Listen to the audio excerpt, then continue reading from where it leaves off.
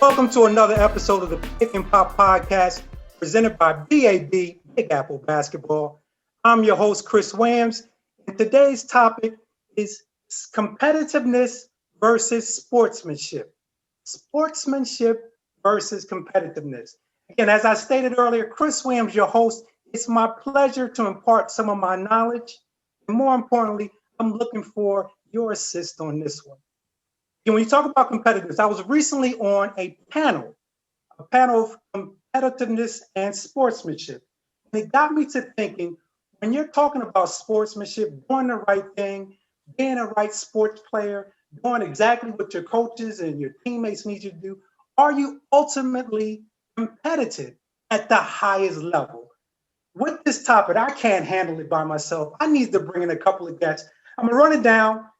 These three gentlemen, and then we're going to jump right into it. First cat, fellow from Jersey, New Jersey, one of the best players in the country, McDonald's All-American nominee, class of 2021, all-around gentleman, superb competitor, superb sportsmanship, my man Jaylen Blakes. Next up the bat, former teammate, Manhattan College, Hall of Famer, host, author on Facebook Live, Transition Tuesdays. Check him out, my buddy Russ Williams. And lastly, in my opinion, currently the best color commentator in college basketball. Again, that's my opinion, and I'm going to stand with it. Former Fighting Illini, Final Four participant, and an all-around class act, my man Stephen Bardo. Bardo! Gentlemen, I need your assistance. Let's jump right into it. We don't have a lot of time, but we're going to get right at it. Young fella, Jaylen Blakes from Jersey. Yes. What is sportsmanship to you? As a high school ball player, what is sportsmanship? I think sportsmanship to me is kind of a respect that you have for your teammates and other players you're competing against. You kind of talk about that balance between competitiveness and sportsmanship. And the way I look at it, if you are competing against other people and you're competing with your teammates, I think that's a sense of sportsmanship because you have a sense of respect for the other people you're playing against, and you have a sense of respect for your teammates to kind of level up their play. So the way I look at it is, obviously you're being a good human, you're saying good shot, you're helping up your teammates, but it's a level of respect that you have that you are going to push them and that you're going to compete with them because of the respect that you have. I love it. I love it. Russ Williams, former Hall of Famer. What do you have to say, brother? Yeah, I think sportsmanship is possibly doing the right thing, even when no one's looking on the court. I think that's a big thing, having that respect for others, your teammates, your opponent, but it's just doing the right thing. Okay. Stephen Bardo. I think sportsmanship is respecting the game. And that encompasses everything that Jaylen and Russ mentioned, but I think there's a larger portion of it to where if you're running sprints, do you hit the line? If you've got an open teammate, are you selfish in taking the shot or do you make the extra pass? That's a big part of sportsmanship, in my opinion, as well. Okay, nice. Now, again, to me, I was a part of this panel and I appreciate it. And this was the Connecticut High School Sports CIAC. Appreciate the love you gave to Uncle Smoothie. I thought it was respecting your team, respecting your opponents, and respecting the game. Now, when we talk about sportsmanship, oftentimes when you're competing at the highest level, we do whatever we need to do to win. My first encounter with sportsmanship, maybe 9 or 10, I'm one of those young players. My father's my coach. After every game, because I'm into it, I'm upset if we lose. I get on my teammates. Why didn't you do this? Maybe I'm a little bit more advanced than some of these guys, but I'm upset. My father sits me down. Listen, Chris, if you're going to act like this after every game, you can't play at all. Now, in hindsight, was I being ultra competitive or was a lack of sportsmanship? I'm going to give you all an example. Last Dance, Michael Jordan. There's a one segue. Michael says, well, listen, man, a lot of people might see this. They might think I'm a jerk. I'm paraphrasing because I'm pushing guys. I'm not a great sport. How do we take a look at that? Bardo, I'm starting off with you. Well, you bring up a great example, Chris, because, you know, you're talking about the ultimate competitor in Michael Jordan, and he did not really care what people thought in terms of if they felt like that was a lack of sportsmanship. But he knew that at the end of the day, to seal his legacy, that maybe he needed to skirt the issue a little bit of sportsmanship, maybe put that on the back burner, so to speak, because he knew that winning a championship or multiple championships and elevating himself as the best player on the planet was going to open up so many other things for him, that I think he felt the benefit of being ultra competitive outweighed the negatives of any lack of sportsmanship, so to speak. Bardo, I love what you said. Skirt the issue. Do we skirt the issue of sportsmanship? Again, on this panel, we talk about making sure you shake hands, tell your teammate good play. Again, on the flip side, we have Michael saying, you got to do better than that. You don't eat tonight if you don't do what I asked you to do. Jaylen, at the high school level, do you ever skirt the issue? I know you as a young man who does the right things on the court, says the right things. Sometimes do you get so competitive? I know you play USA basketball when you're playing with the best players in the country. Where do we draw that line? Jaylen?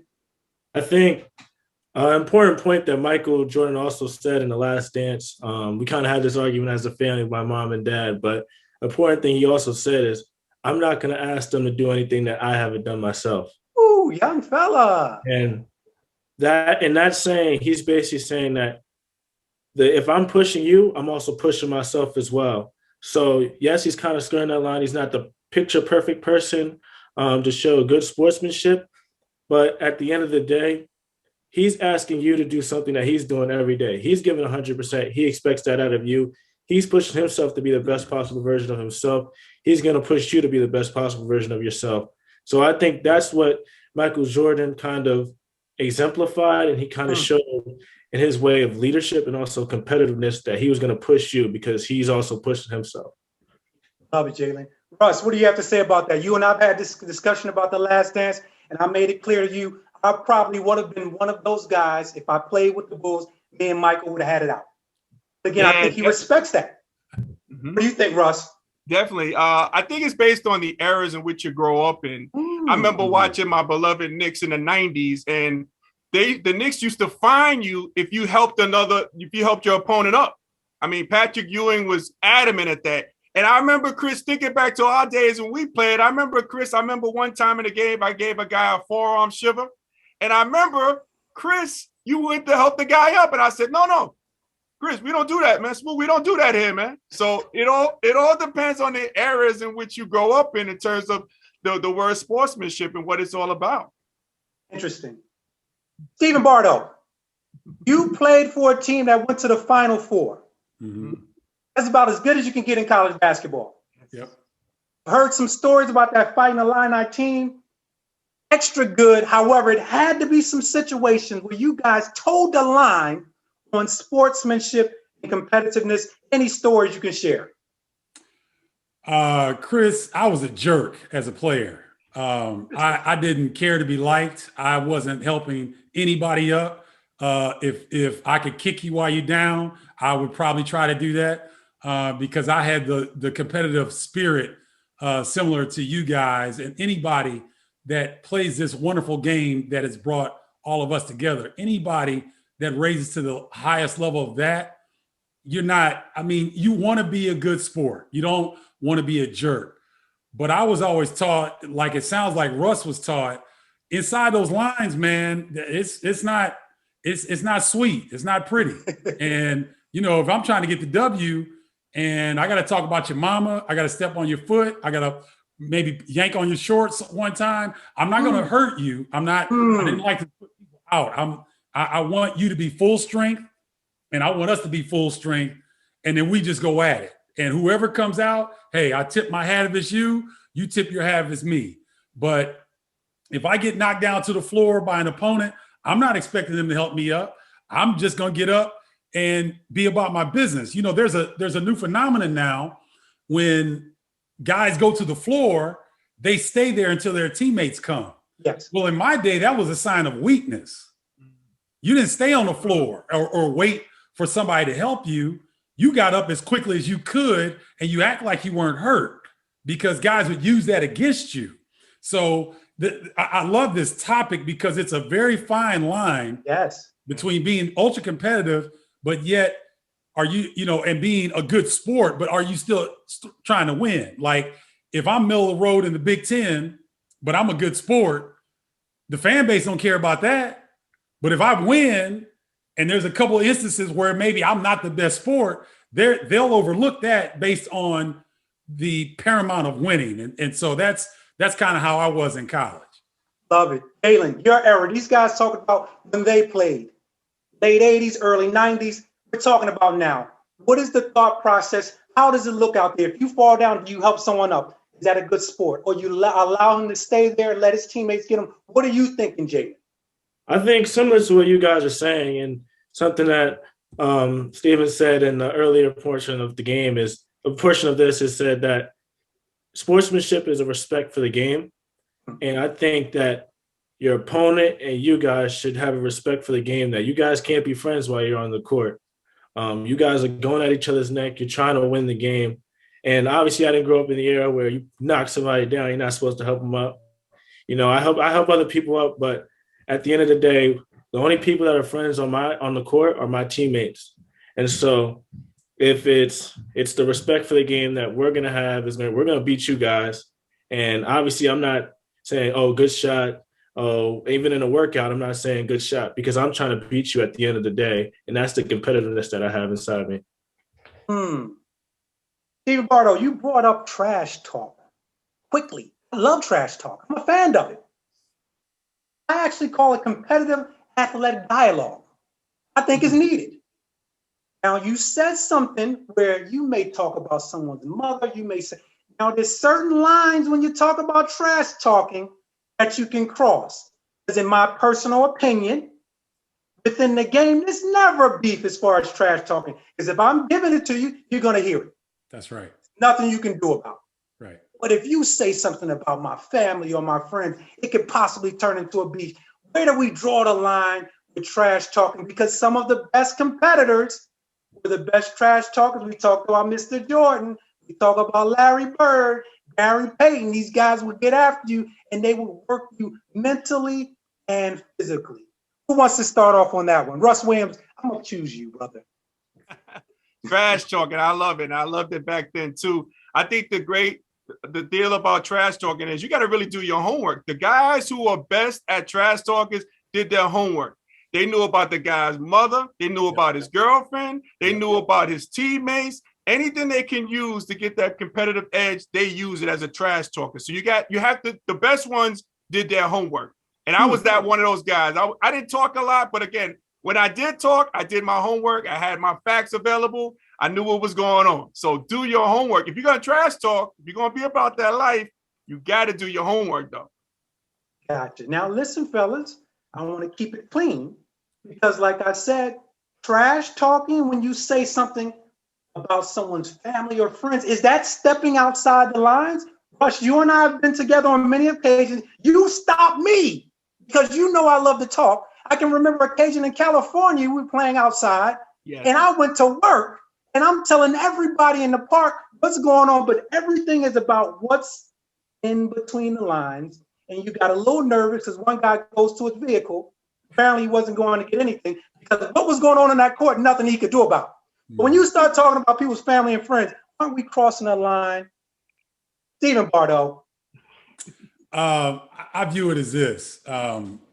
When we look at the game of basketball, everybody can play when you get to a certain level.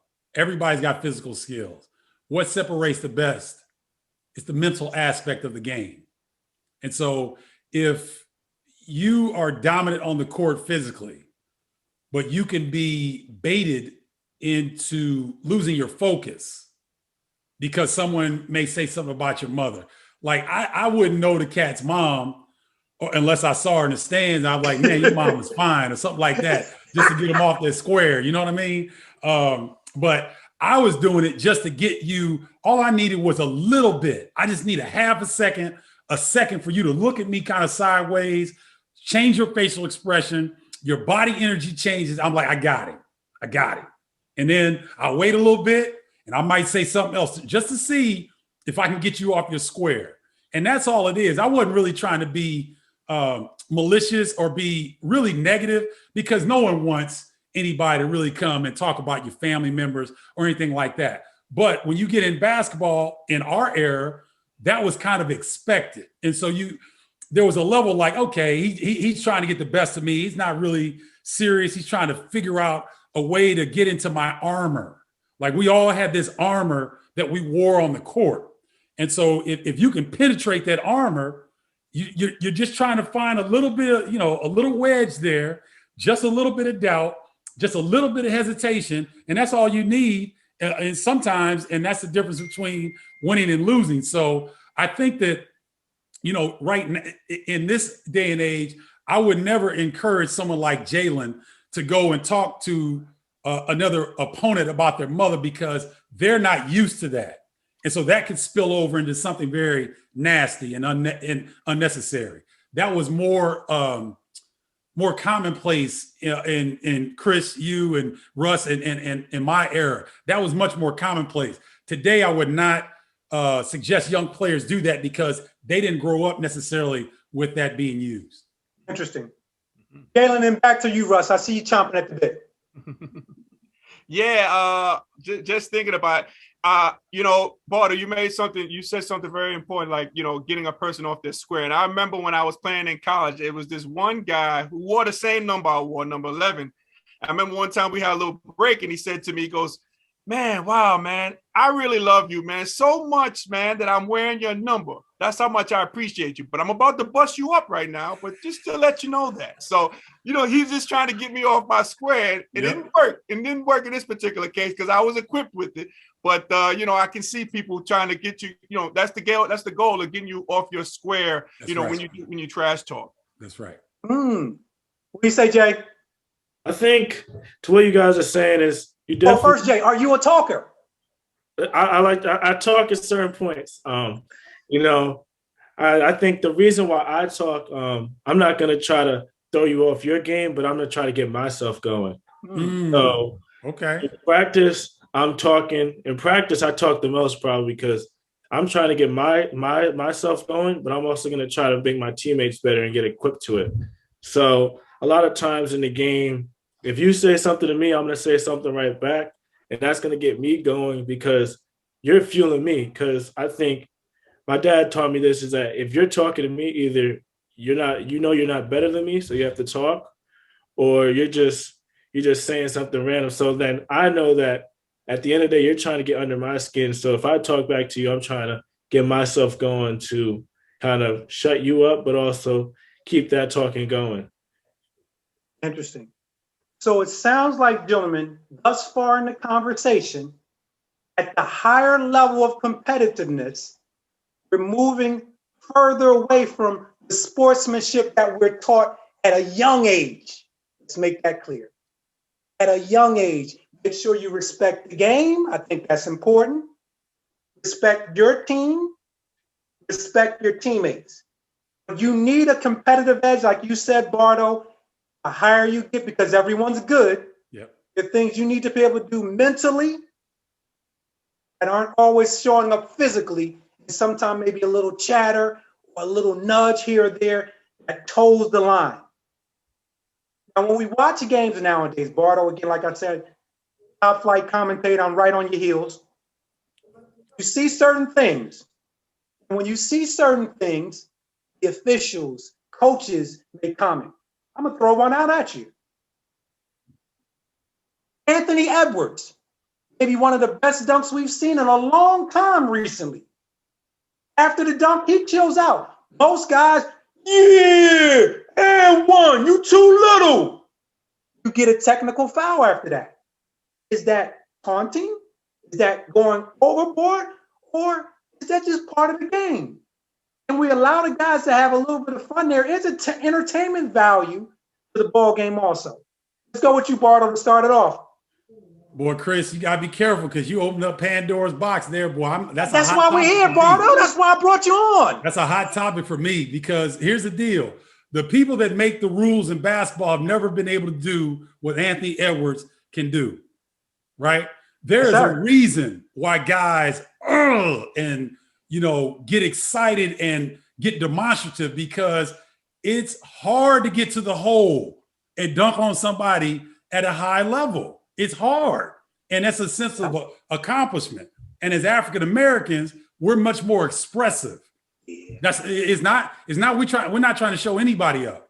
That's a form of expression that I think we get penalized for. So just like a guy in football, heck yeah, they should dance when they get in the end zone. They got 11 people trying to take their head off.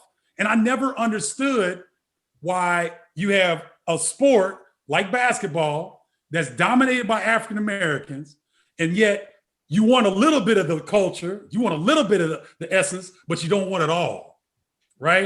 You want the athleticism, you want the elevated play, but the spirit and the creativity and the expression is a part of us as much as our skill set is or athleticism is. So that part, that burns me up. I like when I see young cats go the hole and flex or maybe look at a dude like, yeah, fool, what? You jump, you got put on a poster. Like you too little, you need to get back to that weight room. I put my work in, you need to go back. Thank you. That's my point. So I'll stop here because I could go all day on that one. We're going to come back to you, Bardo, because me and Russ used to be in the weight room early. So when I did something, I was like, yes, because we used to be in the weight room when everybody else was still practicing. That's right. Jay, what you got for me, baby? Man, nah. I show myself, like, whenever I score a layup, you rock the baby. You put your hand on the ground, you tell them they're too little. I think that's a part of the game. That's what makes the game fun. If you try to eliminate that from the game, you kind of eliminate a part of people's expression and personality. I know a lot of times when refs are giving a technical foul, they're trying to stop anything going on. But, a lot of times when you go to Dykeman or you go to Rucker Park, you see people flexing on people. They're not getting in fights. It's just a part of the game. And at the end of the day, if you get dunked on, you got dunked on. There's nothing you can do about that. So it's a part of the game, and that's what brings entertainment value. For other players, that brings sponsorship deals. You get your little pose on. That's a part of the game, and that's what makes the game fun. And that also increases the fan value because people really enjoy seeing those kind of things. Love it. What do you say, Russ?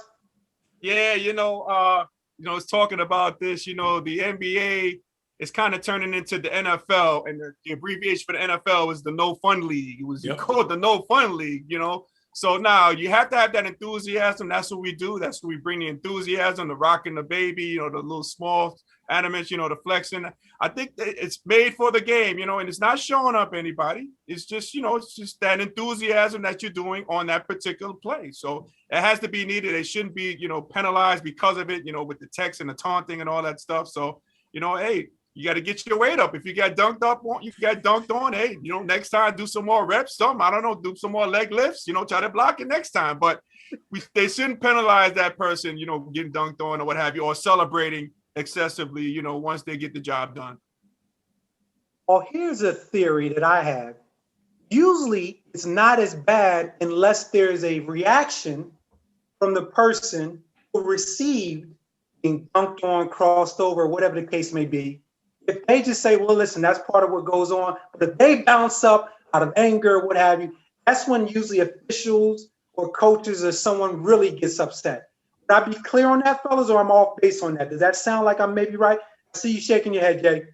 Yeah, I think, as I said before, like a lot of times when they're trying to give a technical, they're trying to start anything from happening, kind of a discord or a disagreement. So I agree with that because sometimes people can go back and forth. You got the fans in the crowd yelling at you. So something could happen, but a lot of times nothing really does happen. Yeah. Bardo, anything on that one?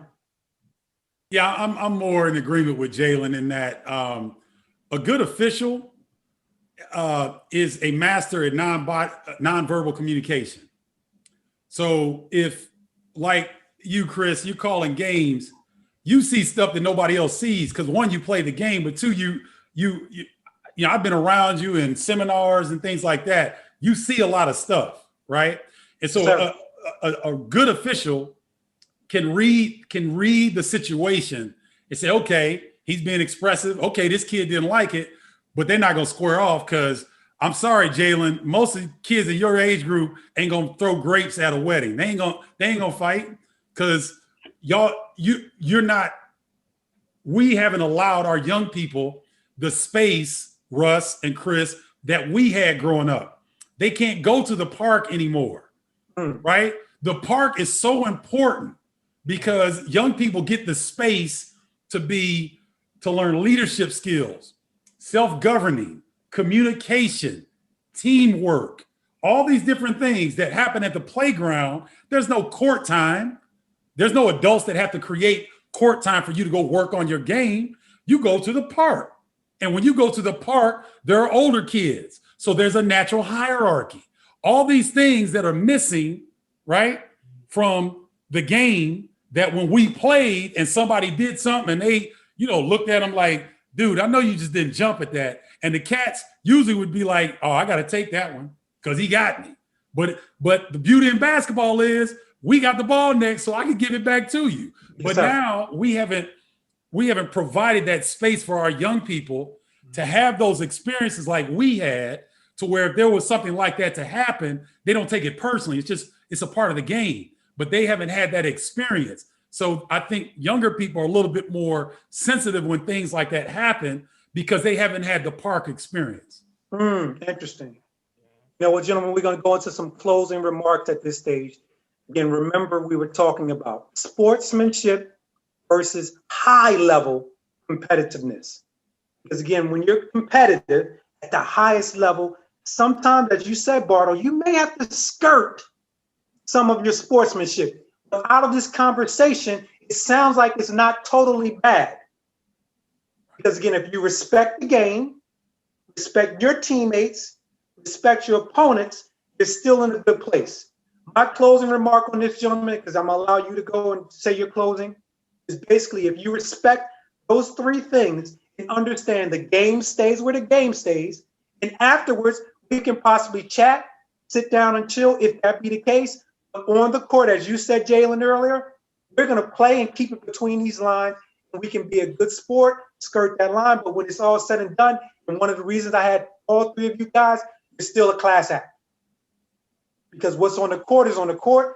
After we leave off, everybody here is successful. And you don't have to call us a jerk because what was done there was done there. Now we're done. What would you like to say, Russ, to close it out, please? Yeah, thank you for having me also as well, Chris. Appreciate it. I think with basketball, what have you, the competitiveness of it, sportsmanship, trash talking, the main thing, like we touched upon it, is respecting the game. And when you respect the game will respect you right back. It's the energy of the game that respects you. So it's all about that respectfulness, and whatever you do in terms of being competitive, being a trash talker, and even being a sportsman. It's all about respecting the game, because it will come back and respect you as well. So you're basically saying, Russ, a good sport respects the game. That's correct. Perfect. Anything from you, Jaylen? Yeah, similar to what we've been saying this whole time. Again, thank you guys for having me. A good sport at the end of the day respects the game, respects their teammates, and respects their opponents. At the end of the day, there's two categories, wins and losses. And, if you respect the game, you're always going to try to win. You start when you're younger, everybody gets a participation trophy. But as Steven said, as you get higher in that level, you're going to have to be competitive at a certain end of the day because there's only one winner and one loser. And if you respect the game, you always want to be that winner. So competitiveness and sportsmanship kind of go hand in hand because you got to be a competitor to be a good sport. Love it. My man, Stephen Bardo, when you played in the league and overseas, did they give out participation trophies?